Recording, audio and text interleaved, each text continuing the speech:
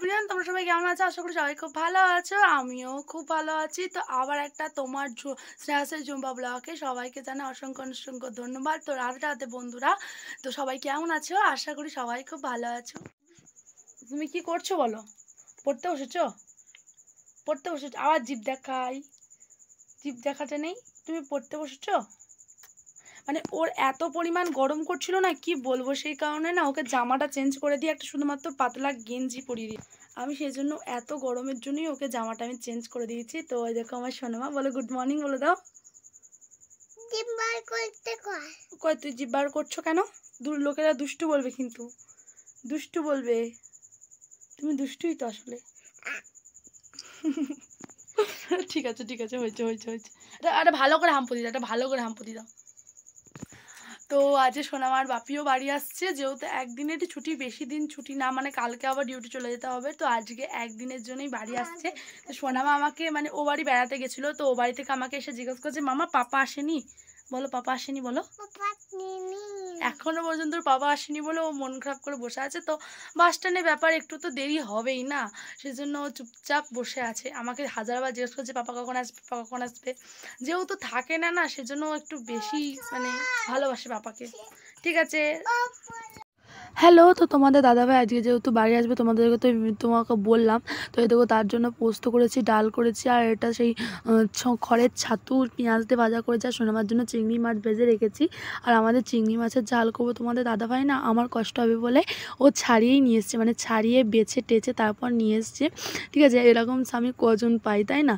তো এই দেখো ভাত রাত করে নিয়েছি, আর যে কুমড়ো ভাতে মানে এই কটাই রান্নাবান্না করেছে। দেখো আমাদের মাছের জালটাও হয়ে গেছে। তো এই দেখো তারপর খাওয়া দাওয়া করে ওর বাপি একটু ঘুমোচ্ছিল, আর সোনামাও ঘুমোচ্ছিল, আমরা সবাই ঘুমোচ্ছিলাম। তারপর সোনামা উঠে এত পরিমাণ দুষ্টুমি শুরু করে দিয়েছে, কি আর বলবো। তোমাদের দাদাভাই জানো তো, একদিন ছুটি পেলেও মেয়েটার জন্য চলে আসে। ঠিক আছে, মানে ওর আর মেয়েটা না বারবার ফোন করলেই বলে বাপি কখন আসবে, কখন আসবে, কবে আসবে, কবে আসবে করে মাথা খারাপ করে দেয়। সেই জন্যই এবারে না একদিনই ছুটি পেয়েছে, সেই জন্যই একদিনের জন্য সে মেয়েটার সাথে দেখা করে গেল। তো তার আগের দিনকে মানে আজকে 10টার সময় এসছে, তো কালকে মানে 2টোর সময় চলে যাবে। তো এরকমই।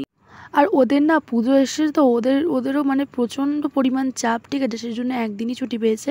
তো যাই হোক, তারপরে দেখো আমি কাজবাজগুলো সেরে নিচ্ছি। মা বাসনগুলো মেজে মানে ধুয়ে রেখে দিয়েছিলো, আমাকে বললো বাসনগুলো তুলে দিতে, সেজন্য আমি একটা একটা করে বাসনগুলো তুলে রেখে দিয়েছি। তো জানো তো মানুষের না মানে অনেক অনেক অনেক মানুষ আছে না, কোনো কাজও থাকে না, কিছুই না। কি খাচ্ছ গো? কি খাচ্ছ তুমি বলো? কই রে সোনামা, কি খাচ্ছ? সোনামার বাপি এদিকে ঘুম দিচ্ছে না, সোনামার বাপি, সোনামা তোমার বাপি ঘুমাচ্ছে? হ্যাঁ, ওর বাপি ঘুমোচ্ছে আর সমানে সোনামা ডিস্টার্ব করে আছে, মানে ওর বাপিকেও ঘুমোতেই দেবে না। ঠিক আছে, তারপরে দেখো ওর বাপি ওর জন্য কী কী নিয়ে এসছে তোমাদেরকে দেখাচ্ছি। এই দেখো এই বিস্কুটটা নিয়ে এসছে সোনামা। এই বিস্কুটটা খেতে এত পরিমাণ ভালোবাসে না, কি বলবো। মানে ওর বাবা না 2-3 প্যাকেট নিয়ে এসে, আমি বলেছি কি যে না, এক প্যাকেট শেষ হবে তারপর নিয়ে আসবে, মানে নষ্ট হয়ে যায় না।